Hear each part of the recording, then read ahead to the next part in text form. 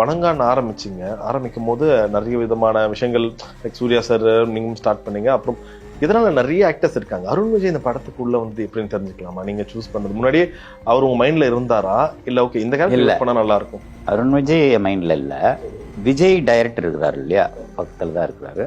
ஏல் விஜய் சார். ஆமா, அவர் வந்து அவர் அப்பா அவர் கூட படம் பண்ணிக்கிட்டு இருந்தாரு. அவர் வந்து ஸ்ட்ராங்கா சொன்னாரு, ரொம்ப டெடிக்கேட்டடாக ஒர்க் பண்ணக்கூடிய ஆர்டிஸ்ட்டு அப்படின்னு சொல்லி சொன்னார். அப்புறம் நேரில் பார்த்தேன், பேசினேன், ரொம்ப பிடிச்சி போச்சு அந்த ஆட்டிடியூட். ஓகே, அந்த அந்த அவரோட நடந்துக்கிட்ட விதம் வந்து ரொம்ப பிடிச்சிருந்துச்சு. சரி, இவரை வச்சே கண்டினியூ பண்ணுவோம்னு சொல்லிட்டு.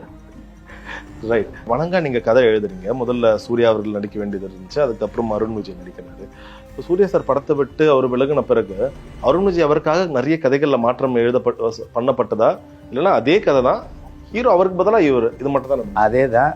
அதுக்கு முன்னாடி இன்னொன்னு, சூர்யா விலகின பிறகு இல்லை, சரி, நாங்க 2 பேருமா பேசி முடிவெடுத்து வேற படம் பண்ணிக்கலாம்.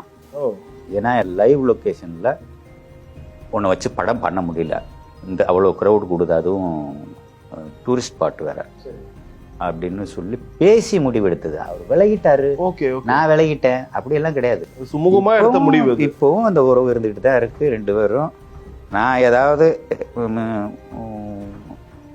பர்சனலாக மிஸ்டேக் பண்ணேன்னா கூட அதை உரிமையாக கண்டிக்கக்கூடிய அதை கண்டிக்கக்கூடிய உரிமையை நான் சூர்யாவுக்கு ரொம்ப அதிகமாகவே கொடுத்துருக்கேன். ஒரு படத்துக்குமே தன்னோட முதல் படம் மாதிரியே வேலை பார்க்குற அந்த ஒரு